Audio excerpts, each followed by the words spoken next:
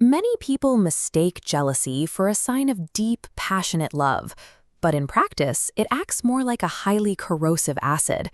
Introduce even a little too much of it into a relationship, and it will rapidly eat away at the structural foundation until the whole thing collapses. This emotional reaction is almost never spontaneous. It operates on a very specific psychological trigger. You only feel jealousy when you encounter a perceived romantic threat. Think about it.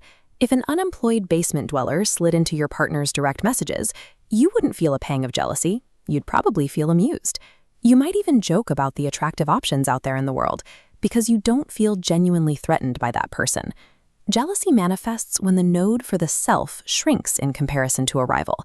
It happens because you've convinced yourself that the other person possesses a quality you lack, suggesting they might be a better option for your partner than you are. The threat posed by a rival is often a mental projection rather than an objective reality. You are reacting to a version of them you've constructed in your own mind, regardless of whether they pose any actual danger to your relationship. But your brain reacts to that projection as if it were a physical danger. You experience an immediate, intense spike of panic, anger, or a hot, agitated feeling rising in your chest. The next few seconds following that emotional spike are critical. How you choose to react in that tiny window usually dictates whether the relationship survives or begins to tear itself apart. Mistaking an internal feeling for an external fact triggers a cascade of self-sabotaging behaviors that virtually guarantee the very outcome you are trying to prevent. When people feel that jealous panic, their instinct is to go on the defensive. They resort to contemptuous, critical, or highly controlling behavior toward their partner. What they don't realize is the psychological signal this broadcasts. By reacting with hostility and panic, you are directly communicating to your partner that you genuinely believe this rival is a superior option. This chart tracks a partner's interest level in a potential rival. Notice how the line remains completely flat and neutral. But the moment you express that jealous reaction, the interest level sharply arcs upward. Your partner likely didn't see the rival as a viable option until your behavior planted the idea. And the damage compounds.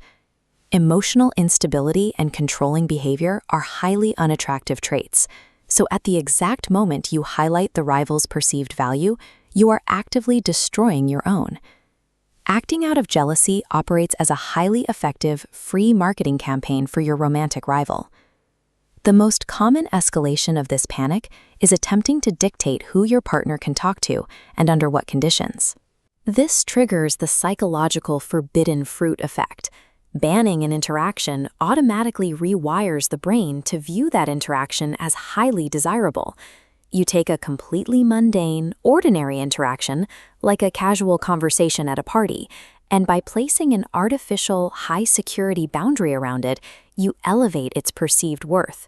This traps you in a vicious feedback loop. You restrict your partner's behavior, which makes them more intrigued by the newly forbidden rival. You sense that growing intrigue, your jealousy spikes higher, and you restrict them even more. By trying to build an impenetrable fortress around your partner to keep threats out, you actively engineer the exact breakup you are so desperately trying to prevent. To short-circuit this loop, you need an emergency countermeasure. When that hot feeling of jealousy strikes, you have to put on an unbreakable poker face. When faced with casual, potentially unusual interactions between your partner and another person, your outward response must be absolute convincing indifference. Maintaining a calm facade while experiencing internal emotional panic is incredibly difficult.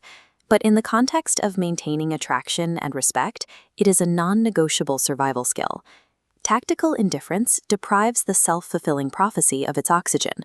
Without a visible jealous reaction, the idea of the rival is never validated, and your partner is never pushed in their direction.